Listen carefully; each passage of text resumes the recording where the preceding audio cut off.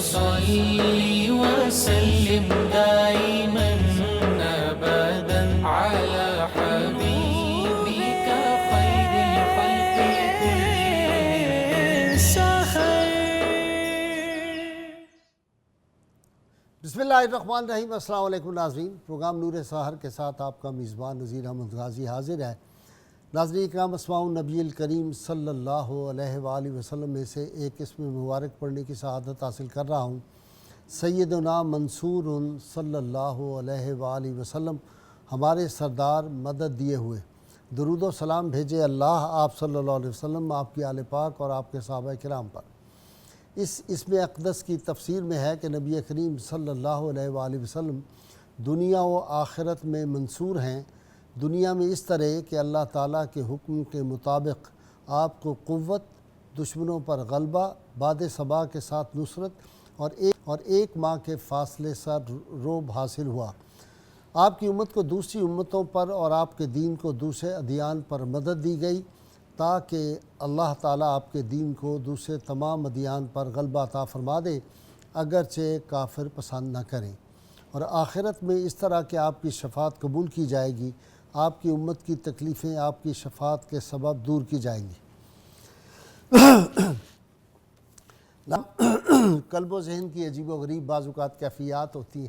رات میں ایک شادی میں تھا اور وہاں سے رات کو بہت دیر سے کوئی 11:30 بجے میں اپنے گھر واپس پہنچا اور مجھے نہیں معلوم، راستے میں بھی راستے میں بھی اور جب میں لیٹا تو جو 2 گھنٹے میں سویا اس میں نیند کی حالت میں بھی مجھے نہیں معلوم یہ شعر کیا تعلق تھا اس کا اور میں کیوں پڑھتا رہا.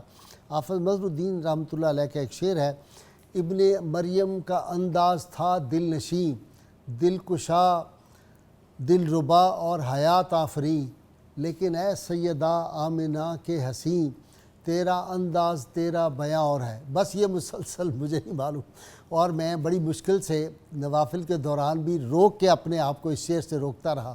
میں نے کہا میں ناظرین کو اپنے آج اس کیف میں شامل کروں کہ ابن مریم کا انداز تھا دل نشیں، دل کشا، دل ربا اور حیات آفریں، لیکن اے سیدہ آمنہ کے حسین، تیرا انداز تیرا بیاں اور ہے. آج ہمارا موضوع ناظرین کرام بہت ایمان افروز. میرے آقا صلی اللہ علیہ وسلم نے شبنم صبح کی طرح بے داغ جوانی گزاری تھی. یہی ہمارا آج کا موضوع ہے. پاکستان کی ایک بہت بڑی یونیورسٹی، ایک ہمارا جو مقتدر ادارہ ہے ان کی جو یونیورسٹی ہے، وہاں کی ایک خاتون ہے جنہوں نے امریکہ سے PhD کی اور بڑی قابل، وہ ہیڈ آف دی ڈپارٹمنٹ ہے. کچھ برس پہلے، کوئی غالباً 6-7 برس پہلے کی بات ہے، مجھے انہوں نے فون کیا. وہ ایک اپنا PhD کا سیکنڈ PhD کر رہی تھی، تو اس میں ریسرچ جو کرتے ہوئے تو مجھے انہوں نے فون کیا. انہوں نے کہا کہ مجھے ایک صاحب نے کہا ہے کہ رسول اللہ صلی اللہ علیہ وسلم کی جو حیات پاک سے ہم نے جو اطاعت کرنی ہے آپ صلی اللہ علیہ وسلم کی، وہ 40 ایئرز کے بعد کی ہے.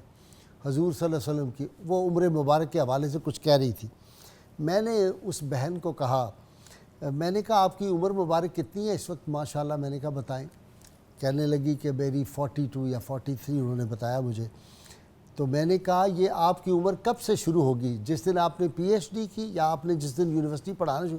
کہہ لیجیے عمر میں تو پھر بچپن سے لے کر اور آج تک کی میری عمر ہے. تو میں نے کہا اللہ تعالیٰ نے تو لعمرک کا کہ محبوب پاک آپ کی حیات پاک کی قسم، تو حیات میں کہاں یہ ہے کہ 40 برس کے بعد کی حیات کی قسم کھائی ہے.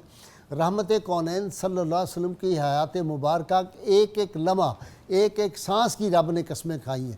اور میں نے کہا پھر اس میں ایک اور بات جو امپورٹنٹ ہے ہمارے لیے، حضور صلی اللہ علیہ وسلم کا ہر لمحہ حیات کا جو ہے وہ قابل تقلید ہے، باعث اتباع. کیوں کہ رسول اللہ صلی اللہ علیہ وسلم نے خود کیا فرمایا جب کفار مکہ جو تھے ان کو توحید کا پیغام گیا اور انہوں نے مخالفت شروع کی، تو آپ صلی اللہ علیہ وسلم نے ثبوت کے طور پہ کیا آرگومنٹ کیا دیا؟ سب سے امپورٹنٹ، فقط لبثت فیکم عمرا، میں تمہارے درمیان یہ میں نے 40 برس جو گزارے ہیں تمہارے سامنے یہ ثبوت ہے. مجھے بتاؤ کہ تم مجھے صادق و امین نہیں کہتے تھے؟ اس دور میں بھی تم امانتیں میرے پاس اپنی لا کے نہیں رکھتے تھے، اور تم جب اتنا بڑا ایک مسئلہ جس پہ شاید صدیوں کشت و خون ہوتا، حجر اسود کی تنصیب، وہ تم نے مجھ سے نہیں کرائی، مجھے اختیار نہیں تم نے دیا۔ جب بھی کوئی اہم معاملہ ہوتا تھا، جب باہر سے کوئی غریب مسکین آتا، اس کے مال پہ وہاں کے جو ڈاکو تھے وہ قبضہ کر لیتے، وہاں کا صاحب اقتدار طبقہ، تو کون تھا جو اس غریب کی، اس مظلوم کی مدد کرتا تھا؟ کسی کی کوئی بیٹی کو اٹھا کے لے جاتا تھا، کون تھا جو اس کی مدد کرتا تھا؟ تو رحمت عالمین صلی اللہ علیہ وسلم نے وہ جو کہتے ہیں نا کہ فطرت خود بخود کرتی ہے لالے کی حنا بندی، یہ تو عام لالے کی بات ہے، اور وہ حیثیت جو وجہ تخلیق کائنات ہو، رحمت کونین صلی اللہ علیہ وسلم کی ذات پاک کو، آپ صلی اللہ علیہ وسلم کے ظہور اس دنیا میں، آپ کی ولادت بعثات سے پہلے بھی یہ ایک تسلسل تھا، یہ پاک صلبوں سے پاک رحموں کی طرف اس نور پاک کی جو منتقلی تھی، اور آپ صلی اللہ علیہ وسلم کی ولادت کے وقت اور آپ کی والدہ ماجدہ کے جب آپ بطن مبارک میں تھے، اس وقت کیا کیا جو تھے وہ رونما ہوئے تھے، کیسے کیسے معجزات جو تھے، ارہاسات اس کو لوگ کہتے ہیں، لیکن میں تو ان کو بھی سب کو معجزات میں شامل کرتا ہوں۔ سید عالمین صلی اللہ علیہ وسلم کے سارے معجزات تھے۔ تو میرے آقا صلی اللہ علیہ وسلم نے اس طرح کی جوانی گزاری، آپ نے کبھی کسی بت کے سامنے سجدہ ریزی، بت کو ہاتھ بھی نہیں لگایا، بلکہ ایک دفعہ ایک بہت وہاں کا عابد و زاہد آدمی تھا اس دور کے مطابق، تو اس نے کوئی قسم رسول اللہ صلی اللہ علیہ وسلم کو دی، اور بتوں کے نام سے اس نے کہا فلاں بت کی قسم، آپ نے فرمایا میرے سامنے اس کا نام نہ لیا کرو، مجھے ان سے طبعی نفرت ہے، ان بتوں سے۔ تو رسول اللہ صلی اللہ علیہ وسلم کی حیات پاک وہ ساری نور ہے، وہ ساری پاکیزہ ہے، وہ ساری مطہر ہے آپ صلی اللہ علیہ وسلم کی۔ البتہ آج کا جو ہے یہ 15ویں صدی کا جو ملا ہے، بعض ملا جو ہیں، ان کو کچھ خطائیں بھی نظر آتی ہیں، وہ ڈھونڈنے میں لگے ہوئے ہیں۔ اللہ تعالیٰ جو ہے وہ فرماتا ہے لَقَدْ كَانَ لَكُمْ فِي رَسُولِ اللَّهِ أُسْوَةٌ حَسَنَةٌ، میں نے یہ بیسٹ ماڈل بنایا ساری ہیومینٹی کے لیے، کائنات کے سارے انسانوں کے لیے، یہ ایک عالمی اسوہ جو ہے وہ میرے محبوب صلی اللہ علیہ وسلم کا ہے، اور ساری کائنات کی خوبیاں جو ہیں وہ میں نے ذات رسالت میں آپ صلی اللہ علیہ وسلم میں اندر رکھ دی ہیں۔ ملا کو بہت تکلیف ہے، وہ پتہ نہیں کہاں سے کوئی خطاؤں کے معاملات اور عجیب و غریب سی بحثیں، جو کام ولی میور نے کیا تھا وہ آج پاکستان کے بعض ملا جو کر رہے ہیں۔ میری دعا ہے اللہ تعالیٰ ان کو ہدایت نصیب کر دے، لیکن میں سمجھتا ہوں جو گستاخ ہوتا ہے اس سے ہدایت کی توفیق بھی چھین لی جاتی ہے۔ تو ناظرین کرام، آج کا ہمارا موضوع جو ہے وہ یہ ہے کہ آپ صلی اللہ علیہ وسلم نے اظہار نبوت سے پہلے جو آپ نے جوانی گزاری، جو آپ نے وقت گزارا، وہ غار حرا کی وہ خلوتیں، وہ شب بیداریاں، اور وہ بے قراریاں، وہ غور و فکر، وہ تدبر، اور وہ عشق الہی کی جو تھی لو، وہ کتنی اور تیز ہوتی تھی ان خلوت نشین لمحات کے اندر۔ آج اس کو ڈسکس کرنے کے لیے میں اپنے مہمانوں کا تعارف کرا دوں۔ پہلے مہمان جو ہیں صوفی دانشور ہیں، پروفیسر ڈاکٹر سعید احمد سعیدی، ایک یونیورسٹی کے سینئر استاد ہیں۔ میرے دوسرے مہمان نوجوان سکالر ہیں، پروفیسر حسن محمود جماعتی صاحب ہیں۔ میرے تیسرے مہمان مفتی محمد عمیر اسلم صاحب ہیں، اور تھوڑی دیر میں اقبال ہمیشہ دیر سے آیا کرتا ہے، مجھے پروفیسر فہد علی کاظمی چند ہی لمحوں میں جوائن کرنے والے ہیں۔ میں ابتدا کر رہا ہوں جناب سعید احمد سعیدی سے۔ جی ڈاکٹر صاحب۔ بسم اللہ الرحمن الرحیم۔ کیا خوبصورت موضوع ہے، اور کیا حسین یہ ساعتیں ہیں، اور کیا حسین موضوع ہے۔ ہاں، اور جب سے یہ موضوع کا پتہ چلا اس وقت سے کیف ہے جو طبیعت کے اندر جو ہے وہ جاری و ساری ہے، اور اس سے حظ اٹھاتے ہوئے انسان محسوس کر سکتا ہے کہ کیسی لذت نصیب ہو رہی ہے۔ این میری شمل نے ایک خوبصورت بات کہی تھی کہ رسول اللہ صلی اللہ علیہ وسلم کی مثال جو ہے ایک نخلستان کی طرح ہے، اور پوری نسل انسانی جو ہے حضور علیہ السلام کے گرد طواف کر رہی ہے، اور سماجی اور سیاسی پہلو بھی اسی طرح قصب فیض کرتے ہیں اور طواف کناں ہیں جس طرح نسل انسانی طواف کناں ہے۔ یہ بات جب میں نے پڑھی تو مجھے محسوس ہوا، چونکہ اقبال کے حوالے سے ڈاکٹر صاحبہ کا خاصا مطالعہ تھا، تو علامہ کے وہ دو شعر مجھے یاد آئے۔ گرد تو گردد حریم کائنات، پوری کائنات وجود آپ کے گرد محو طواف ہے، از تو خواہم یک نگاہ التفات، میں بھی آپ کی نگاہ کرم کا امیدوار ہوں۔ سبحان اللہ۔ ذکر و فکر و علم و عرفانم توئی، یہ سلطان العاشقین خواجہ غلام فرید رحمۃ اللہ علیہ کا فیض محسوس ہو رہا ہے جو اقبال نے اس میں بیان کیا. میرا ذکر، میرا فکر، میرا علم، میرا عرفان، سب کچھ آپ کی ذات ہے. اور کشتی و دریا و طوفانم توئی، میری کشتی، میرا دریا، میرا طوفان، سب آپ سے وابستہ ہے. سبحان اللہ. تو اس سے پتہ چلتا ہے رسالت مآب صلی اللہ علیہ وسلم کا وجود مسعود جو ہے، اگر ہم دیکھیں خصوصاً جوانی کے ایام کو، اللہ کا ایک اسلوب ہے جو انبیاء کی تادیب کے حوالے سے اس نے اختیار کیا ہے. جس کو جہاں بھیجا جاتا ہے ان سارے مراحل سے اسے گزارا جاتا ہے. مثلاً حضرت موسیٰ علیہ السلام کی ولادت کس سخت ماحول میں ہوئی، اور کیسے پھر ان کی پرورش ہوئی، اور پھر اسی فرعون کو للکارنے کے لیے آپ کو بھیجا گیا. تو وہاں کی سیاست سے وہ واقف تھے، وہاں کے سماج سے وہ واقف تھے، وہاں کے جو معاملات انداز مزاج، یہ ساری چیزیں، یہ جو سماجی ایکسپوئر ہوتا ہے یہ بہت ضروری ہوتا ہے، اور اللہ تعالیٰ ان مراحل سے گزارتا ہے. اسی طرح یوسف علیہ السلام کو دیکھیں، اتنا حسین وجود ہے، کنویں میں، اندھے کنویں میں ڈال دیا جاتا ہے، بیچا جاتا ہے، جیل میں ڈلوایا جاتا ہے، اور پھر عزیز مصر کے مقام پر جب وہ بیٹھتے ہیں تو وہ قدرت کی جو فیاضی ہوتی ہے، اس کی جلوہ گریاں جو ہیں وہ سامنے آتی ہیں. اسی طرح ہم دیکھیں حضرت ابراہیم علیہ السلام کو کس طرح نار نمرود میں ڈال دیا جاتا ہے، پوری ریاست کا پریشر آپ برداشت کرتے ہیں، اور اللہ نے انہیں ایک امت قرار دیا ہے قرآن پاک میں. تو یہ پورے کا پورا ایک نظم ہے قدرت کا کہ اللہ ان مراحل سے گزار کر جو ہے وہ عظمتیں عطا کرتا ہے. اسی لیے مشکلات اور مصائب ہمیشہ عظمتوں کا پیش خیمہ ہوتے ہیں. نبی رحمت صلی اللہ علیہ وسلم کی تربیت، ادبانی ربی فاحسن تعدیبی، حضور فرمایا کرتے تھے میرے رب نے مجھے ادب سکھایا اور ادب سکھانے میں کمال کر دیا. اور اس میں آپ دیکھ لیں دوہری یتیمی، اور پھر دادا جان، والدین کے بعد دادا جان وفات پا جاتے ہیں، پھر چچا کی پرورش میں آتے ہیں. پھر جو کون سا ایسا عمل تھا جو عقیدے کی خرابی کے حوالے سے جو حجاز کی سرزمین پر نہیں تھا؟ ہر طرح کے باطل عقائد موجود تھے، ستارہ پرستی تھی، بت پرستی تھی، عجیب و غریب صفات بھی تھیں. فیاض تھے، وہ مہمان نواز فیاض تھے، دلیر تھے، وعدے کے پابند تھے، لیکن باقی جتنی برائیاں ممکن ہیں، شراب ہے، زنا ہے، ظلم ہے، جبر ہے، وہ ساری اپنی جگہ. اچھا، وہ غلاموں کو انسان ہی نہیں سمجھتے. خرید و فروخت ہوتی تھی، اعضاء کاٹ دیتے تھے. اور مکی زندگی میں جو مظالم ہوئے ہیں، تپتی ہوئی ریت پر گھسیٹنا، انگاروں پر لٹانا، مطلب یہ کوئی انسانی رویہ تو نہیں ہے.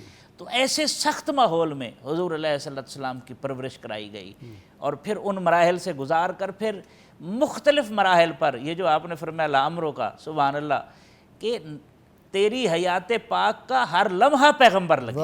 یہ کیسے ممکن ہے جی؟ 40 سال کے بعد پتہ چلا. ہر چیز کو اپنے اوپر قیاس کریں گے. یہ غالب نے کہا ہر قسم با اونچے عزیز است می خورد، سوگند کردبار بجان محمد. رب نے 100 دفعہ اپنے محبوب کی قسمیں کھائی ہیں زندگی کی، حیات کی. اور حیات کیا ہوتی ہے جی؟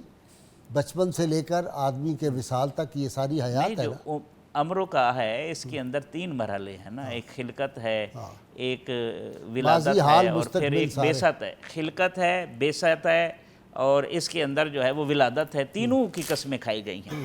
اچھا، حضور علیہ السلام کی مبارک زندگی کے جو 2-3 مرحلے میں عرض کرتا ہوں اس حوالے سے. تجارت ہے. ایک آپ کو میں زبردست بات آج سناؤں. جی بسم اللہ. رسول اللہ صلی اللہ علیہ وسلم کے اسم گرامی ہے محمد صلی اللہ علیہ وسلم. واہ واہ، میم ہے، میم دال، اور زمانے کیا ہے؟ ماضی میم، آگے جو ہے حال، پھر میم مستقبل، اور دال دنیا. اس کا مطلب یہ ہے کہ یہ ساری 63 سالہ جو حیات ہے، ساری کائنات کی خوبیاں، عظمتیں، رفتیں اس کے اندر ہیں. بس یہی سے تلاش کرو، اکتساب نور، اکتساب فیض اسی سے کرو. اس سے باہر کچھ نہیں ملے گا، دھکے کھاؤ گے. جی بالکل ایسے. اچھا، حضور علیہ السلام کی جو مختلف شانیں ہیں ان کا اظہار ہوا. مثلا سماجی جو ایکسپوئر ہے، تجارتی ایکسپوئر ہے، حضور صلی اللہ علیہ وسلم نے سفر کے 2 مرتبہ شام کے سفر کا تذکرہ ملتا ہے.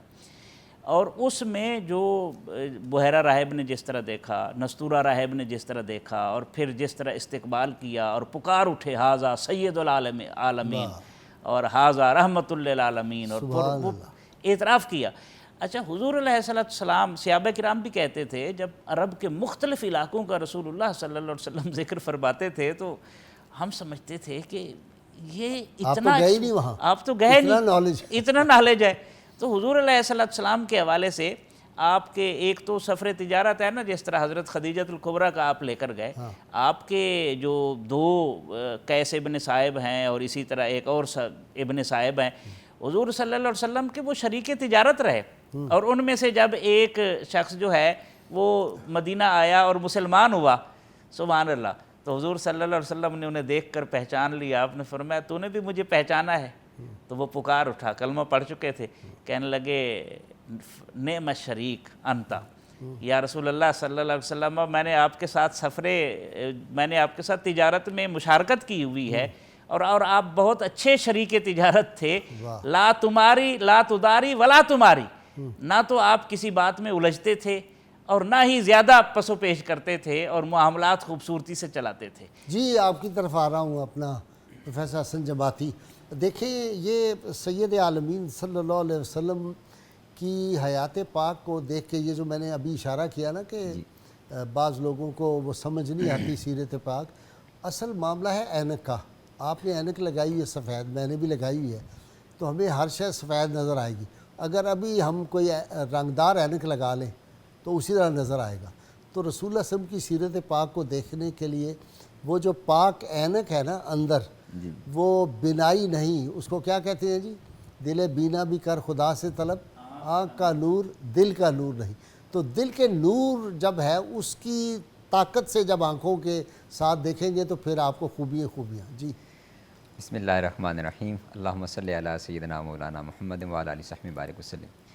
قیصر قبلہ، ایک تو بہت خوبصورت عنوان یہ ماہ ربیع الاول کی خوبصورت ساعت ہیں، اور تمام ناظرین کو اس کی مبارکباد، آپ کو مبارکباد۔ بہت شکریہ۔ اور پھر جو خوبصورت عنوان ہے کہ کریم آقا صلی اللہ علیہ وآلہ وسلم کی جو عہد شباب ہے، اس حوالے سے آج یہی موضوع ہے، عنوان ہے۔ میں چند جملے اس پر عرض کر دیتا ہوں جو آپ نے ابھی ارشاد فرمایا کہ جی جو لینز ہے وہ کون سا ہونا چاہیے۔ اہل علم حضرات موجود ہیں، سب جانتے ہیں کہ جن لوگوں نے بھی آقا علیہ السلام کی حیات مبارکہ کو کسی بھی دوسرے لینز سے پڑھنے کی کوشش کی تو وہ کسی اور جانب بھی وہ کچھ اور ہی تلاش کرتے رہے، اور انہیں وہ کتابیں تو انہوں نے لکھی، لیکن ان میں وہ کیا پھر کہاں وہ ٹھوکریں کھاتے رہے۔ اور یہ اہل ادب اور اہل عشق اور اہل محبت، ان کا ہمیشہ سے یہی طریق رہا ہے کہ وہ جب آقا علیہ السلام کی بارگاہ میں حاضر ہوتے ہیں اور وہاں سے خیرات پاتے ہیں تو پھر وہ ان کو آقا علیہ السلام کی شانیں اور عظمتیں ہی نظر آتی ہیں۔ اور اس میں عجیب بات آپ دیکھیں کہ یہی ہے کہ احادیث مبارکہ اور سیرت مبارکہ کی کتب وہی ہیں، سب وہی پڑھتے ہیں۔ بھائی صاحب عجیب بات ہے کہ سب وہی پڑھ رہے ہیں اور وہی احادیث کی کتب پڑھ رہے ہیں، لیکن جو ادب اور محبت کے ساتھ پڑھ رہا ہے اس کو کچھ اور فیض مل رہا ہے، اور جو اپنی دل کے غبار کے ساتھ اس کو دیکھ رہا ہے اس کو کچھ اور ہی وہاں سے مل رہا ہے۔ آقا علیہ السلام کی عمر مبارک، قرآن مجید کی جو آیت مبارکہ آپ نے انٹرو کے اندر تلاوت بھی فرمائی کہ یہ کہنا کہ یہ انتہائی ناقص رائے ہے، وہ اس حوالے سے کہ آقا علیہ السلام اور جو اللہ کا نبی ہے وہ اللہ رب العزت کی توحید کی سب سے پہلی اور سب سے بڑی دلیل اور نشانی ہوا کرتا ہے۔ اسی کو تو اللہ رب العزت نے قرآن مجید میں فرمایا، بسم اللہ الرحمن الرحیم، فقد لبثت فیکم عمرا من قبلہ، اور پھر غازی صاحب اس کا جو آخری حصہ ہے وہ بڑا مزے کا، فرمایا افلا تعقلون، کیا تم عقل نہیں رکھتے؟ یعنی اگر تم عقل اور شعور رکھتے ہو تو میری یہ جو زندگی ہے 40 سالہ جو میں نے پہلے تم میں گزاری ہے وہ خود تمہارے لیے ایک بہت بڑی دلیل ہے۔ تو آقا علیہ السلام نے ایسی بے داغ جوانی گزاری ہے شبنم کی طرح کہ وہ خود اللہ رب العزت کی توحید کی دلیل ہے۔ سبحان اللہ۔ میں یہ چاہوں گا کہ اس مضمون کو اور اس موقع کو غنیمت جانتے ہوئے جو ہمارے آج کے نوجوان ہیں وہ اس سے کیا سیکھیں اور حاصل کریں۔ آقا علیہ السلام کی جو مکمل حیات مبارکہ وہ ہمارے لیے ایک نمونہ ہے، اور ایسا کمال، جی، اور ایسا اسوہ کاملہ ہے کہ اس سے بہترین اسوہ وہ پوری تاریخ انسانیت کے اندر ہمارے لیے نہیں ہو سکتا۔ اب دیکھیے جو خوبصورت بات ہے کہ ہمارا نوجوان آج کل کن مشاغل میں مشغول ہے، اور وہ کس طرف ان عمر کے اس حصے کے اندر وہ کن رجحانات کی طرف مائل رہتا ہے۔ اور ہم دیکھیں کہ کریم آقا صلی اللہ علیہ وسلم آپ اپنی اس عمر مبارک کے اندر کن مشاغل میں مشغول ہیں۔ آپ جب سن شباب کی طرف جا رہے ہیں تو آقا علیہ السلام کو یہ فکر دامنگیر ہے کہ میرے چچا مالی طور پر کوئی بہت زیادہ وہ کشادہ نہیں ہے اور ان کے جو خاندان ہے وہ بھی بڑا ہے، تو آپ نے فرمایا کہ میں نے یہ سوچا کہ ہم ان کا ہاتھ بٹائیں. اس وجہ سے آقا علیہ السلام نے گلا بانی کا پیشہ اختیار فرما لیا، آپ اس میں شریک ہو گئے، اور اپنے سن شباب کے آغاز میں آقا علیہ السلام نے یہ عمل فرمایا. اور پھر یہ کوئی عیب کی بات نہیں ہے، ہم آج اسٹیٹس کانشیس ہو گئے ہیں کہ کوئی ہنر ہو، کوئی کام ہو تو ہمیں اگر وہ ہاتھ سے کرنا پڑ جائے تو ہم اسٹیٹس کانشیس ہو کے سمجھتے ہیں کہ ایسا کہ یہ کرنا میرے لیے شاید معیوب ہے. میں اب بڑی پینٹ ٹائی کوئی اور یونیورسٹی سے 4 سال کی گریجویشن میں نے کر لی ہے، تو گریجویشن کرنے کے بعد میں کوئی ہاتھ کا کام اور ہنر کا کام کروں. اور اسی طرح ہم جو ہمارے ہاں پیشہ ور لوگ ہیں، جو ہنرمند ہیں، جو مزدور ہیں، مزدور طبقہ ہے، ان کے لیے بھی آقا علیہ السلام کی یہ حیات مبارکہ کس طرح کتنا خوبصورت اسوہ ہے کہ کسی کام کو اپنے لیے عیب نہ جانا جائے. کیوں کہ وہ سید العالمین صلی اللہ علیہ وسلم کے منصب پر فائز ہو کر بھی ان پیشوں کو اختیار فرمایا. اور آقا علیہ السلام نے گلا بانی اختیار فرمائی شروع کے اندر، اور پھر اسی طرح. اچھا ایک بات میں غلط فہمی دور کر دوں، یہ جو سید عالمین صلی اللہ علیہ وسلم کچھ بہت معمولی وقت کے لیے کام کیا ہے نا، یہ اپنا کیا ہے، یہ بالکل غلط اور جہالت کی بات. لوگ کہتے ہیں کہ جی اجرت پہ دیکھیے آپ صلی اللہ علیہ وسلم جو تھے وہ عرب کا سب سے بڑا خاندان، سب سے بڑا رئیس، جن کے دادا جان جو ہے، تو یہ غربت کا جو تصور ہے نا یہ نہیں ہے. سیدنا عبد المطلب بہت بڑے جاگیردار تھے، اور پھر آپ صلی اللہ علیہ وسلم کی جب نکاح مبارک ہو گیا تو سیدہ خدیجہ تو تجارت میں 75%، 3/4 مکہ کی تجارت سیدہ کے پاس تھی. تو اس لیے، اور دوسرا یہ جو ہے نا تصور کے حضرت ابو طالب غریب تھے تو اس لیے حضرت علی کو رسول اللہ صلی اللہ علیہ وسلم لے آئے. نہیں، یہ مسئلہ یہ قدرت کا حسن انتظام تھا کہ علی المرتضیٰ کی تربیت بھی رسول اللہ صلی اللہ علیہ وسلم سے کروانی تھی. اصل ہوتا کیا ہے، یہ ہستیاں وہ تھی جن کے ہاں سخاوت کے دریا بہتے تھے، جو کچھ آیا تقسیم کر دیا. اب جب سارا کچھ ہی دے دیں گے تو کسی وقت پھر گھر میں فاقہ بھی آئے گا. غربت والا کانسیپٹ جو ہے نا یہ بعد میں پھیلایا گیا، اور یہ ہمارے ہاں جہالت کی باتیں جو چل گئی کہ جی وہ دائیاں آئیں انہوں نے کہا غریب ہے یتیم دے کے چھوڑ گئی. یتیم غریب دیکھ کے نہیں چھوڑ گئی، یہ اللہ تعالیٰ نے ازل میں لکھ دیا تھا کہ میرے محبوب. ہاں، حسن انتظام حسن انتظام سے بھی اگلی بات حسن انتخاب. ایک ہوتا ہے حسن، ہم کہتے ہیں کیا جی حسن اتفاق. حسن اتفاق دنیا میں مانتا ہی نہیں، حسن انتظام ہے رب کا، اس سے بڑھ کے پھر حسن انتخاب ہے. تو حلیمہ سعدیہ جو تھی یہ رب کا حسن انتخاب تھی. اللہ کے محبوب نے صرف شیر پاک انہی کا پینا تھا، کسی اور دائی کی طرف آپ نے توجہ ہی نہیں فرمائی. تو اس لیے یہ جو غربت ہے جی بکریاں چلائیں فلاں کیا، یہ بالکل باتیں بعد میں گھڑ لی لوگوں نے. حضور سید عالمین صلی اللہ علیہ وسلم ایک بہت بڑے امیر خاندان کے فرد تھے.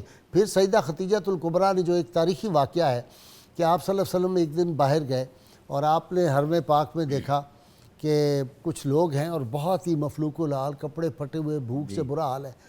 تو اس وقت آپ صلی اللہ علیہ وسلم نے اپنا سب کچھ بانٹ دیا ہوا تھا. آپ گھر آئے اور پریشانی کے عالم میں، چہرے پہ پریشانی کے حالات تھے، تو آپ لیٹ گئے.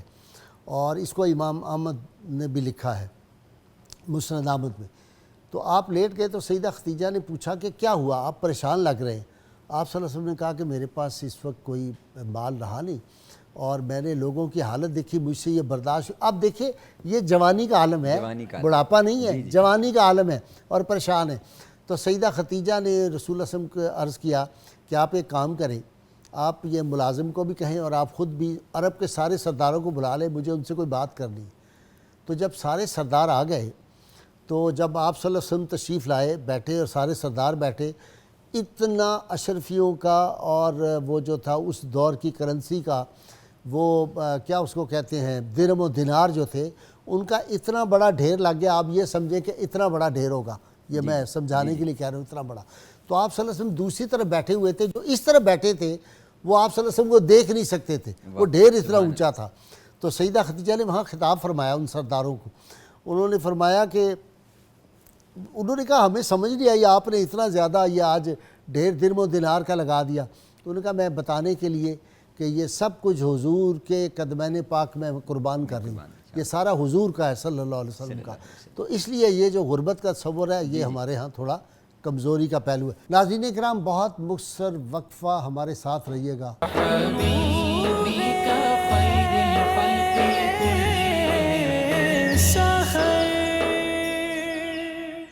حبيبك خير الخلق كلهم سخر.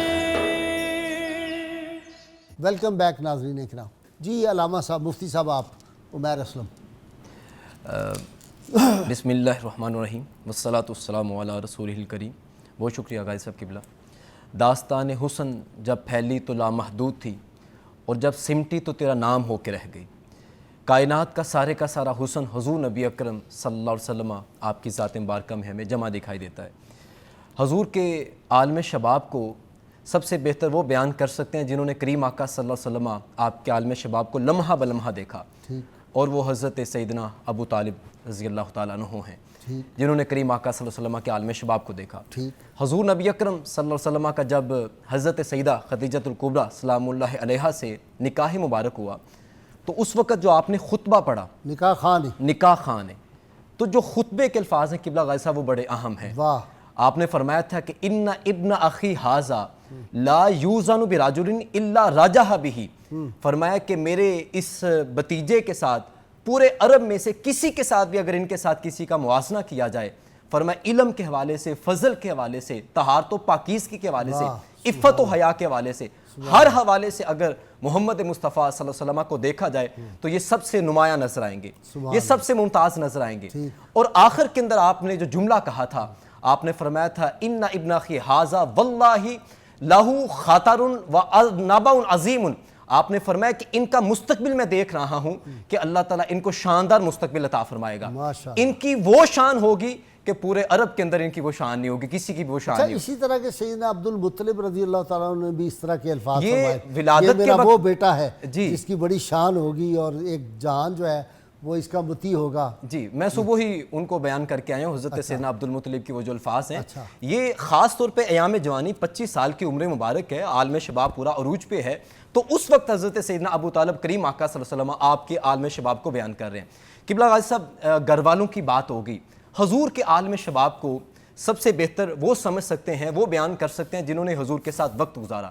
حضور کے دوست، اگر کریم آقا کے دوستوں میں دیکھا جائے، احباب خاص میں دیکھا جائے، تو ہمیں حضرت سیدنا صدیق اکبر رضی اللہ تعالیٰ عنہ نظر آتے ہیں، حضرت قیس نظر آتے ہیں، حضرت عبداللہ بن ابی الحمصہ نظر آتے ہیں، حضرت ابن سالبہ نظر آتے ہیں، حضرت صائب نظر آتے ہیں. ان تمام تر صحابہ اکرام کو، اگر ان تمام تر شخصیات کو دیکھا جائے، یہ وہ ساری کی ساری شخصیات ہیں جنہوں نے حضور نبی اکرم صلی اللہ علیہ وسلم آپ کی غلامی کا دم بھی بھرا. انہوں نے حضور کے ساتھ وقت گزارا ہوا تھا، اعلان نبوت فرمایا. خدا نہ خواستہ ہم تو نسبت کر بھی نہیں سکتے اور نہ ہی اس طرح کی ہم بات کریں گے. حضور نبی اکرم صلی اللہ علیہ وسلم نے جیسے ہی اعلان نبوت فرمایا، اعلان نبوت فرمایا، تو یہ اظہار نبوت، نبی تو پہلے بھی تھے. جی جی نبی تو اعلان نبوت میں عرض کر رہا ہوں، نبی و آدم و بین الماء والطین. ہمارا جی ایمان بالکل ایسے، ہمارا یہی ایمان ہے، یہی عقیدہ ہے. اظہار اس وقت کیا جب اللہ نے اجازت دی. جی بالکل ایسے ہے. جب اظہار نبوت فرمایا تو یہ وہ شخصیات ہیں جو سب سے پہلے حضور نبی اکرم صلی اللہ علیہ وسلم آپ کو ماننے والی ہیں. اور پھر اس کے بعد حضور نبی اکرم صلی اللہ علیہ وسلم آپ کی اگر صحبت مبارکہ کو دیکھا جائے، زید بن عمر بن نفیل، یہ وہ عظیم شخصیت ہے جن کے بارے میں حضور نے فرمایا میں نے جنت میں دیکھا تو جنت میں نے 2 محلات کو ان کے قبضے میں پایا. حضور نے فرمایا کل قیامت کے دن حضرت عیسیٰ علیہ السلام کے اور میرے درمیان میں یہ اکیلے امت کی حیثیت سے اٹھائے جائیں گے. یہ وہ موحد حیثیت ہے. کریم آقا صلی اللہ علیہ وسلم آپ اکثر ان کے پاس تشریف لے جایا کرتے، اور اس سے ہمارے نوجوانوں کے لیے خاص طور پہ پیغام ہے کہ کریم آقا صلی اللہ علیہ وسلم نے آپ نے جس طرح سے جوانی گزاری، حضور نے پھر ارشاد فرمایا، امام احمد بن حنبل نے نقل کیا ہے، حضور نے فرمایا المرء علی دین خلیلہ، فرمایا جو شخص ہوتا ہے وہ اپنے دوست کے دین کے اوپر ہوتا ہے. اس لیے کریم آقا صلی اللہ علیہ وسلم نے فرمایا، حضور نے فرمایا جب تم نے دوستی کرنی ہے تو اس بات کو مد نظر رکھو کہ تم کس کے ساتھ دوستی کر رہے ہو. اور کریم آقا صلی اللہ علیہ وسلم آپ نے ان لوگوں کے ساتھ دوستی فرمائی. حضرت زید بن عمر جو ہیں یہ موحد تھے اور توحید پرست تھے. ان کی خوبی یہ تھی کہ اگر پورے عرب کے اندر اگر کوئی اپنی بیٹیوں کو زندہ دفن کرنا چاہتا تو یہ درمیان میں آ جاتے اور یہ فرمایا کرتے تھے کہ تم بیٹی کو دفن نہ کرو، میرے حوالے کر دو، جب بڑی ہو جائے گی تم مجھ سے لے لینا. اس طرح سے بہت پالی انہوں نے بچیاں، جی بہت پالی بھی بچیاں، اس طرح سے لی بھی. اور اس طرح سے حضور نبی اکرم صلی اللہ علیہ وسلم آپ کے دوستوں کو دیکھتے ہیں، وہ حضور کے ایام شباب کو، حضور کی جوانی کو ایک حسین پیرائے کے اندر بیان کرتے ہوئے دکھائی دیتے ہیں. اور حضرت سیدنا ابو طالب آپ فرماتے ہیں کہ حضور کا مستقبل ایسا شاندار ہوگا کہ ان جیسا مستقبل کسی اور کا بھی نہیں ہوگا. واہ. اچھا جی ڈاکٹر صاحب یہ دیکھیں نا کہ سیدہ خدیجۃ الکبریٰ نے میسرہ کو ساتھ بھیجا ہے. میسرہ وہ جوانی کے بلکہ نوجوانی کا ہے، جوانی نہیں نوجوانی. نوجوانی کے وہ سارے سفر کے معاملات بڑے غور سے دیکھ رہا ہے.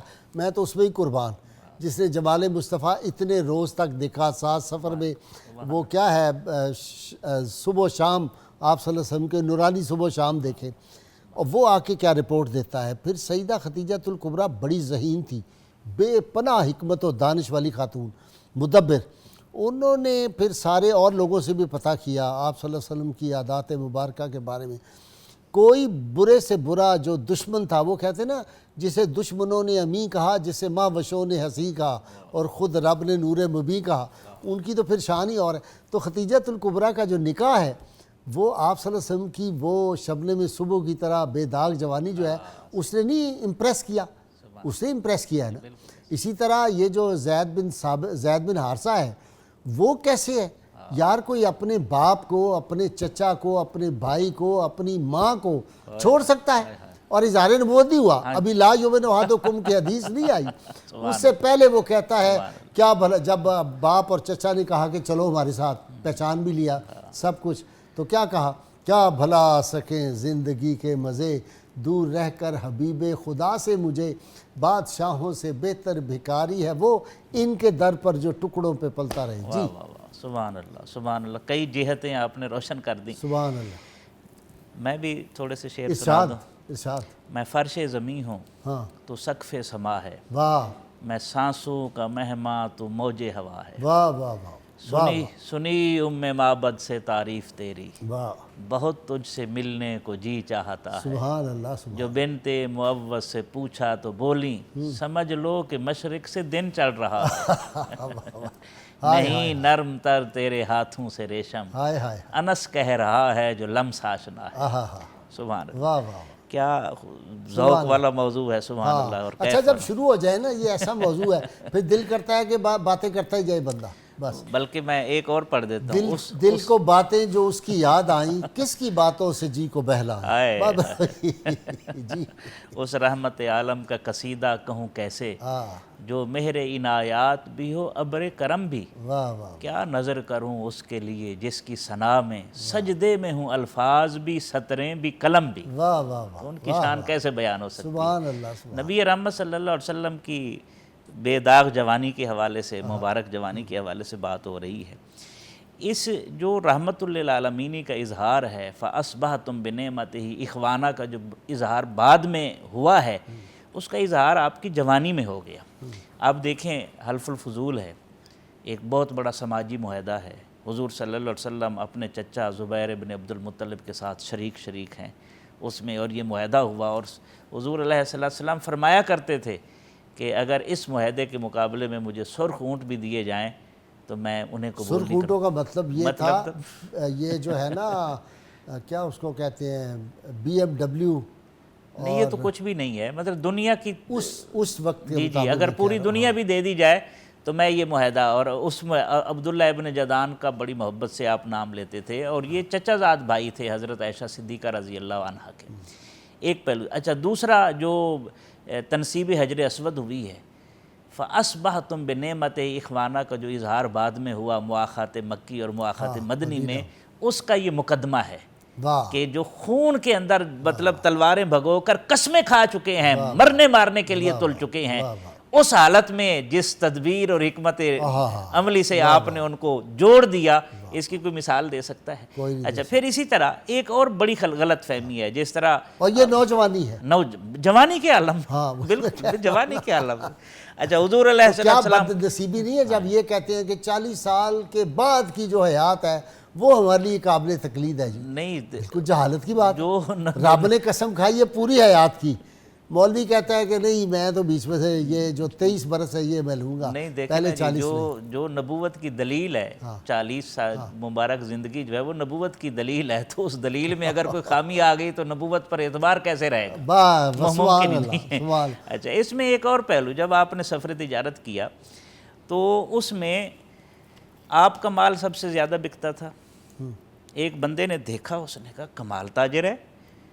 کہنے لگا بات تو آپ کی ہے, پھر صادق بھی ہیں, امین بھی ہیں, آپ اپنے مال میں اگر کوئی ممکنہ خامی ہوتی تھی پہلے بتا دیتے تھے, خوبیاں بتانے کی ضرورت ہی نہیں ہوتی تھی. اور لوگ ڈھونڈتے پھرتے تھے مارکیٹ کے اندر محمد کا مال کدھر ہے صلی اللہ علیہ وسلم. بھائی یمن سے بندے چلے تو مالک کہتا ہے کہ وہاں جا رہے ہو تو وہاں جا کے محمد صلی اللہ علیہ وسلم کا پوچھ لینا اور مال اسی سے لے کے آنا، تم اور کس سے نہ لینا. اچھا اس میں دو تین جو غلط فہمیاں، ایک تو حضور علیہ السلام کی ولادت مبارکہ کے حوالے سے ایک بات آئی کہ غریب گھرانہ تھا، کوئی دائی نہیں لے لیا. اسی طرح وہ جو دوسرا گلہ بانی کے حوالے سے آپ نے تصحیح فرمائی. تیسرا ایک بڑی غلط فہمی یہ ہے، یاد رکھیں عربوں کا دستور تھا کہ جیسے ہی بچی بلوغت کی عمر کو پہنچتی تھی وہ شادی کر دیتے تھے. حضرت خدیجۃ الکبریٰ رضی اللہ عنہ کی عمر مبارک کے حوالے سے جو 40 سال کی روایت ہے، ڈاکٹر محمد حمید اللہ اسے تسلیم نہیں کرتے. اچھا، وہ کہتے ہیں کہ آپ کی عمر مبارک مختلف روایات ہیں، 25 کی بھی روایت ہے اور 28 کی بھی روایت ہے.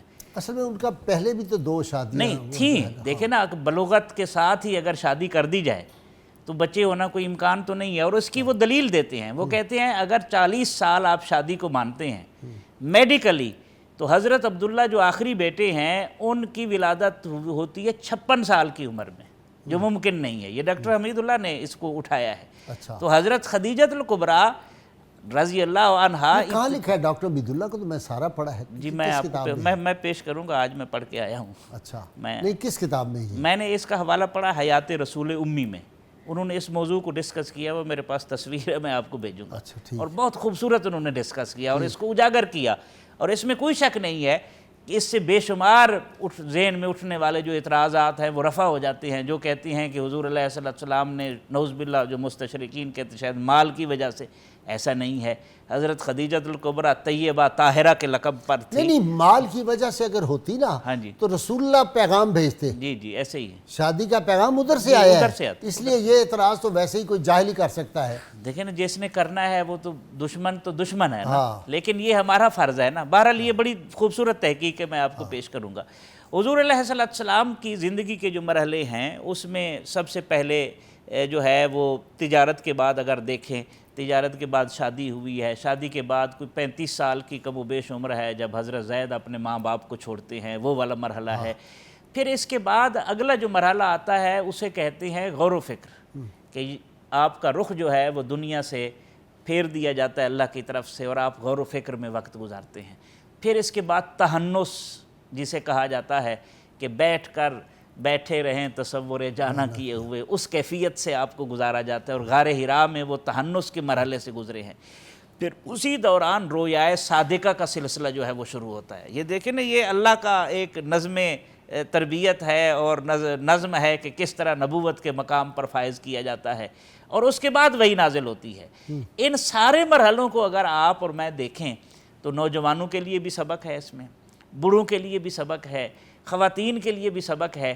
خصوصی طور پر ہماری نئی نسل جو آج شارٹ کٹ کے چکر میں ہے اور راتوں رات کروڑ پتی بننے کے، ارب پتی بننے کے خواب دیکھتی ہے، کہ جسے کائنات میں رب نے رحمت للعالمین بنایا ہے انہیں سارے مرحلوں سے گزار کر اس مقام پر پہنچایا. ناظرین کرام بہت مختصر وقفہ ہمارے ساتھ رہیے گا. حبيبك خير الخلق كلهم سخير حبيبك خير الخلق كلهم سخير. ویلکم بیک ناظرین کرام. جی حسن، پروفیسر حسن. جی غازی صاحب قبلہ، جو آقا علیہ السلام کا جو عہد مبارک جس کی ہم اس وقت گفتگو کر رہے ہیں، اس میں ایک بڑا اہم پہلو یہ ہے کہ آقا علیہ السلام نے کبھی بھی جو اس دور کی جتنی بھی اخلاق بافتہ عادات جو اس معاشرے کے اندر پائی جاتی تھیں، حضور ان میں سے کسی ایک میں بھی ملوث کبھی نہیں رہے. سبحان اللہ. اور بالخصوص کہ جب بتوں کا راج تھا اور پورا مکہ جو تھا، جو اکثریت ان کی جو ان کی طرف راغب تھے اور انہی کو اپنا ماوا اور ملجا سمجھ کر ہر حاجت انہی سے طلب کر رہے تھے، اور وہ سمجھتے تھے کہ ہم محفوظ ہیں تو انہی کی وجہ سے ہیں، بارشیں برس رہی ہیں تو انہی کی وجہ سے ہیں. اس دور میں بھی آقا علیہ السلام کے حالات میں مبارکہ ہیں کہ حضرت زید رضی اللہ تعالیٰ عنہ فرماتے ہیں کہ جو ان کا ایک بت تھا جو تانبے کا بنا ہوا تھا، اصاف بت، تو ان کو طواف کے وقت یہ قریش کی عادت تھی کہ وہ جب ایک طواف مکمل کرتے تو اس کو ہاتھ لگایا کرتے تھے. تو فرماتے ہیں کہ میں آقا علیہ السلام کے ساتھ طواف کر رہا تھا تو میرے دل میں ایک خیال پیدا ہوا کہ اس کو ہم ہاتھ لگائیں. تو میں نے حضور کا آقا علیہ السلام کا عمل مبارک دیکھا کہ حضور نے اس کو نہیں چھوا اور حضور اس سے صرف نظر فرماتے ہوئے آقا علیہ السلام نے اپنا طواف مکمل فرمایا. آپ فرماتے ہیں کہ میں نے چاہا کہ اس کو میں چھو لوں، تو میں جب اس کے قریب ہوا تو آقا علیہ السلام نے مجھے منع فرما دیا، میرا ہاتھ جھٹک دیا۔ آپ فرماتے پھر میرے دل میں خیال پیدا ہوا کہ آپ نے منع فرما دیا، لیکن فرمایا دوسرے چکر میں جو ہی مکمل ہوا، جب میں دوبارہ اس کی طرف بڑھنے لگا تو آقا علیہ السلام نے جلال کا اظہار فرمایا اور پھر میں اس سے دور ہو گیا۔ پھر اسی طرح ایک بوانا کا بت جو مشہور ہے کہ جس میں میلہ لگتا اور پھر بڑی کثرت کے ساتھ لوگ وہاں پر شریک ہوتے، تو وہاں پر جانے کے لیے بھی کافی زیادہ اصرار ہوا کہ آپ جائیں اور اس میں شریک ہوں۔ آقا علیہ السلام نے اس سے منع فرمایا اور فرمایا کہ میں کبھی اس میں شریک نہیں ہوں گا۔ تو وہ پھر کہا کرتے تھے کہ لگتا ہے کہ تم ہمارے خداؤں کو ناپسند کرتے ہو اور تم ان سے نفرت کرتے ہو۔ تو آقا علیہ السلام نے اس کا، اب یہ بالکل اوائل دور کے اندر آقا علیہ السلام نے اس کا اظہار فرمایا اور فرمایا کہ میں کبھی بھی اس پر راضی نہیں ہوں۔ اور پھر جب وہ دیکھیں قدرت نے جو رسول اللہ صلی اللہ علیہ وسلم کی پاکیزگی اور طہارت کو کس یعنی اعلیٰ مقام تک اس کی حفاظت کی ہے کہ وہ جب ایک دفعہ تعمیر ہو رہی تھی کعبہ کی اور سطر مبارک کھلا تو غیب سے فوری طور پہ سطر باندھ دیا گیا۔ وہ نالا جو تھا اس کو فوری طور پہ غیب سے ہاتھ آیا جس نے آ کے باندھ دیا۔ کمال ہے۔ سطر مبارک اور آپ نے فرمایا ساری عمر میرا سطر کسی نے نہیں دیکھا۔ نہیں دیکھا۔ ہاں ہاں سبحان اللہ۔ اور وہاں ورنہ تو لوگ کپڑے اتار کے تو طواف کرتے تھے ننگے، ننگے طواف بھی کرتے تھے، اور وہ ان کا رواج تھا کہ وہ اپنا تہمت جو تھا وہ اٹھا کر کندھے پر رکھ لیتے تھے جب وہ پتھر اور وہ اینٹ گارا اٹھا رہے ہوتے تھے۔ تو وہ آقا علیہ السلام کو اصرار کیا گیا اور آقا علیہ السلام نے اس کو منع فرمایا، اور جب وہ کسی نے جرأت کر کے وہ کرنا چاہا تو آقا علیہ السلام پر وہ طاری ہو گئی اور آقا علیہ السلام زمین پر فراش ہو گئے اور آپ ٹکٹکی باندھ کر آسمان کو دیکھنے لگے۔ تو آپ کے چچا حضرت عباس نے کہا کہ بھتیجے کیا ہوا؟ فرمایا کہ مجھے کہا گیا ہے کہ تم نے یہ عمل نہیں کرنا۔ فرمایا کس نے کہا؟ اور یہ عمل مبارک کثرت کے ساتھ آقا علیہ السلام کے ساتھ پیش آیا، اتنی کثرت کے ساتھ کہ وہ بھائی بچپن میں کہتے ہیں کہ ایک دفعہ سیدہ حلیمہ سعدیہ کے جب گھر میں تھے تو وہ جو تہمت یا جو بھی پاجامہ مبارک تھا وہ نیچے ہونے لگا، اس وقت بھی غیب سے ہاتھ آیا اور انہوں نے آ کے وہ سطر نہیں اوپن ہونے دیا۔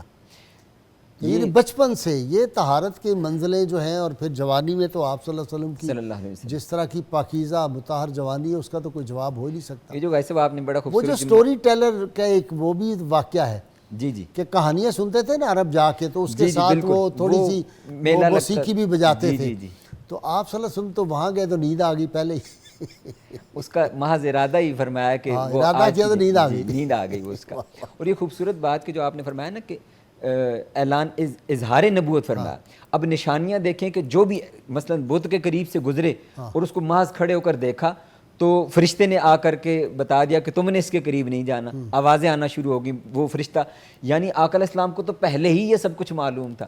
اب سیدہ خدیجہ کا آپ نے ذکر فرمایا، سیدہ خدیجہ سلام اللہ علیہا وہ خود روایت کرتی ہیں اور فرماتی ہیں کہ جب میسرہ تو آ گیا اور اس نے پیغام دیا کہ قافلہ آ چکا ہے اور مکہ کے باہر پڑاؤ کیا ہوا وہ آ رہا ہے، تو آپ اپنی سہیلیوں کے ساتھ چڑھیں اور چھت پر کھڑے ہو کر وہ دیکھنے لگی کہ منظر کہ وہ عرب کا شہنشاہ اور عرب کا شہزادہ جو آ رہا ہے تو اس کی کیا شان ہوگی۔ آپ فرماتی ہیں کہ وہ ایسا نور کا حالہ آ رہا اور ہم نے دیکھا کہ اوپر پرندوں کی طرح پروں نے ان کو سایہ کیا ہوا۔ تو جب وہ قریب آئے تو ہم نے دیکھا کہ یہ تو محمد مصطفیٰ صلی اللہ علیہ وسلم، یعنی یہ ساری چیزیں ان کا اظہار تو کافی عرصہ پہلے سے ہونا شروع ہو گیا۔ اور وہ ہر اس بات کا جو سیدہ خدیجہ جب یہ منظر دیکھتی تو ورقہ بن نوفل کے پاس چلی جاتی ہیں اور کہتی کہ میں نے اس نوجوان کے اندر یہ خصوصیات دیکھی ہیں۔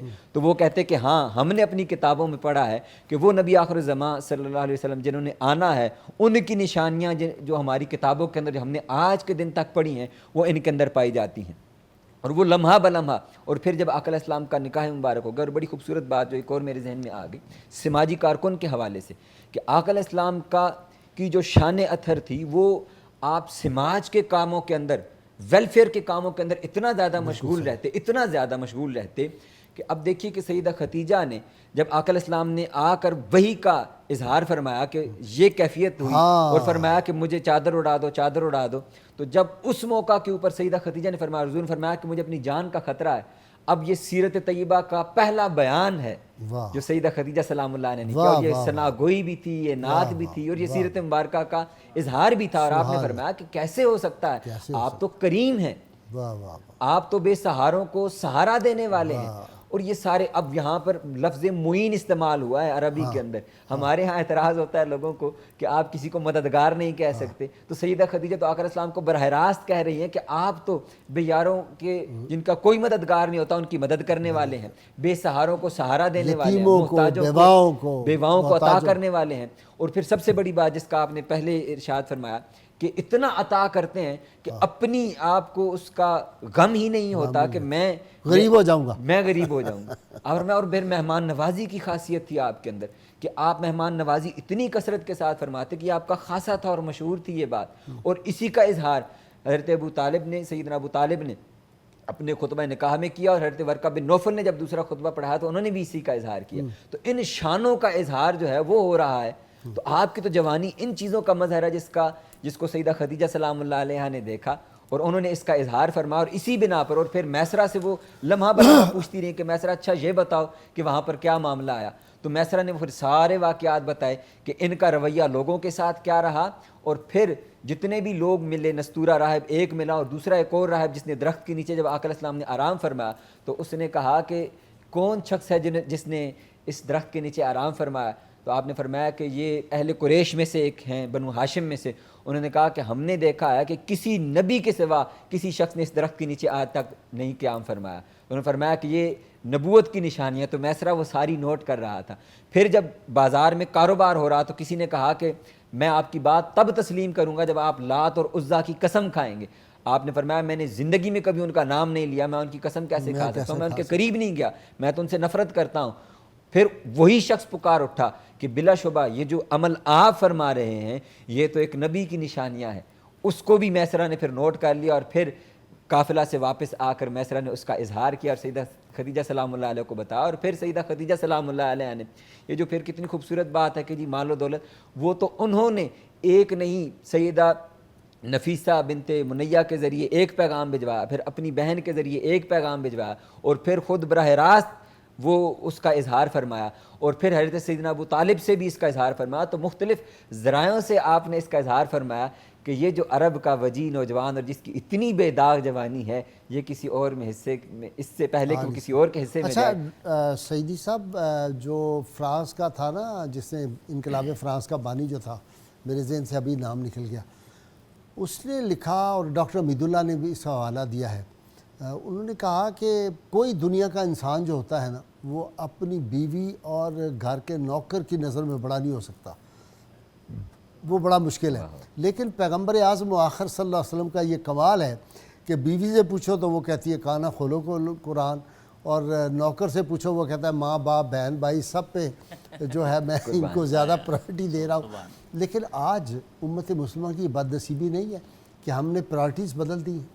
ہم نے اپنے پیر کو, اپنے لیڈر کو, اپنے مولوی کو, اپنے فلاں کو زیادہ امپورٹنس دے دی ہے, اور رسول اللہ صلی اللہ علیہ وسلم جو ہے ان کو سیکنڈری پوزیشن پہ ہم لے آئے. جی ایسے ہی یہ دیکھ رہے ہیں آپ مجلسوں میں جو کچھ ہو رہا ہے, ترجیحات ہمارے سامنے ہیں.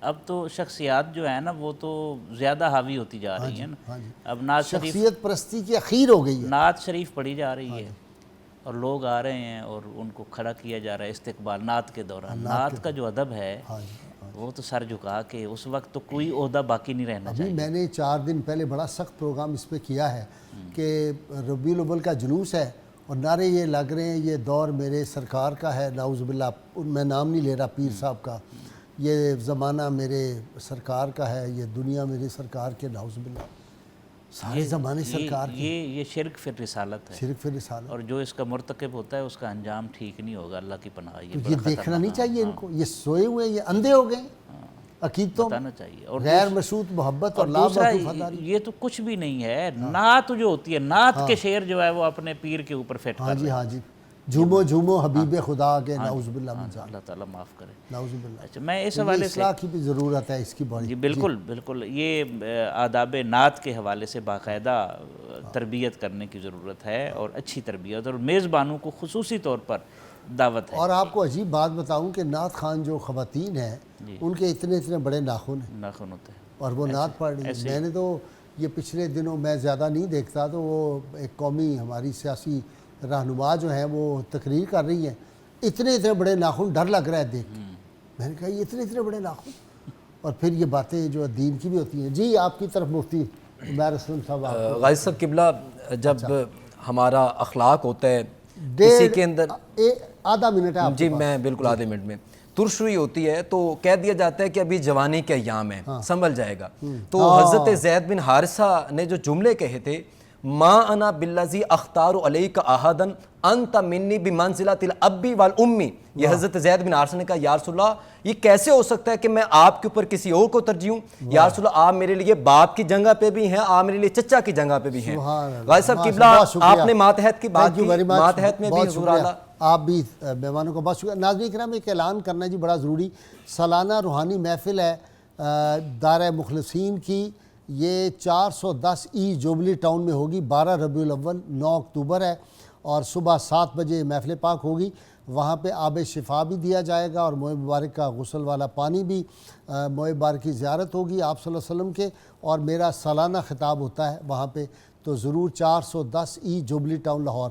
دوسرا میں نے یہ عرض کرنا ہے کہ 12 ربیع الاول کا ایک خاص وظیفہ جو ہے وہ ہماری ریسیپشن پہ آپ کو بلا کسی قیمت کے کسی معاوضے کے وہ ملے گا. پچھلے سال بھی ہم نے دیا تھا, جو لوگ اس کو لینا چاہیں, یہ 12 ربیع الاول کے دن کا خاص وظیفہ ہے, جو اس کو پڑھ لے. حضرت غوث گوالیاری فرماتے تھے کہ سارا سال ان کو کوئی مصیبت کوئی پریشانی نہیں آئے گی اور اللہ کی رحمتیں اس گھر میں ہوں گی. اچھا بہت شکریہ ناظرین, اللہ کریم کی بارگاہ میں دعا اللہ تعالی ہمیں حضور رحمت عالمین صلی اللہ علیہ وسلم کی غیر مشروط محبت لا محدود فضائی نصیب فرمائے. سب مل کے زوردار نعرہ لگائیں گے, پاکستان کا مطلب کیا, لا الہ الا اللہ محمد صلی اللہ علیہ وآلہ وسلم. وسلم دائما أبدا على حبيبك خير الخلق كلهم.